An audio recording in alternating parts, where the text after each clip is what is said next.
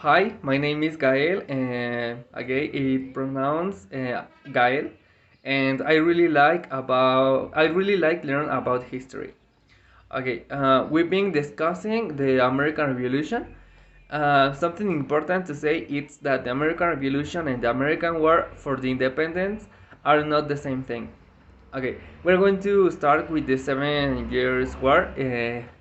Ended with the Treaty of Paris in 1763.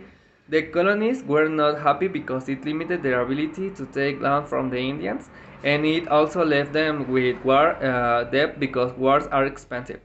And the British government had to borrow a lot of money. Taxes. The interest payments were expensive, so in order to pay for the war, the British decided to raise taxes. The British government felt it was only fair if some of the burden fell American colonists because they were the primary beneficiaries. Those taxes were about trying to regulate trade in a mercantilist way and about it via smuggling. By 1760, some colonies had been setting their own taxes through their own legislatures for 100 years. The Sugar Act of 1764 was the first oppressive tax. Extended the Molasses Act by changing the tax on import from the Caribbean from 6 cents per gallon all the way up 3 cents per gallon. Stamp Act in 1765 declared that all printed material had to carry a stamp, but that stamp wasn't free. In October, protests organized the Stamp Act Congress and decided to boycott British goods, and this action worked. The British Parliament repealed the Stamp Act, but they did pass the declaratory. The repeal of the Stamp Act was seen by many in the colonies as a huge victory. New taxes in 1767. Meanwhile, Great Britain still needed money, so Chancellor of the Exchequer Charles got Parliament to pass new taxes in 1767. Many colonies again responded with a boycott, and women got in the act this time with the Daughters of Liberty. The 1763 Tea Act offered tax exceptions and rebates for tea coming in from the British East India Company and lowered the price of tea.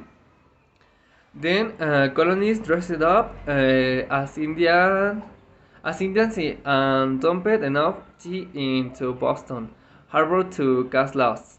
Mm, the colonial response to the next act is really the start of American revolutions. First is the Massachusetts government act curtailed self-government there.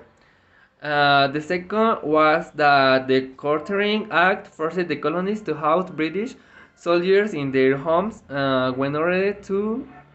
And finally, the Quebec Act extended the southern boundary of Quebec and granted religious toleration to Catholics, which was known to popular with the Great Awakening crowd having recently awoken. So the next point is that the first Continental Congress was the first government of America. In 1764, Philadelphia was the first truly revolutionary act of the American Revolution. There was a change in attitude among many colonies because rather than seeing themselves as standing up their rights as English people, they began to make claims based on abstract ideas about freedom and natural rights.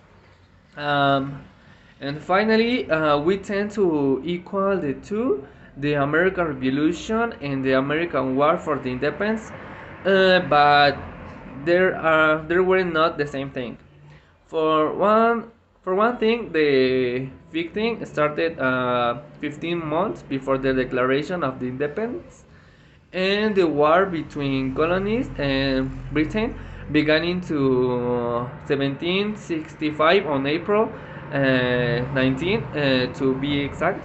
when fighting broke out between the British soldiers and Massachusetts militiamen, the Minutemen at Concord, Lexington. And this was the famous shot heard around the world.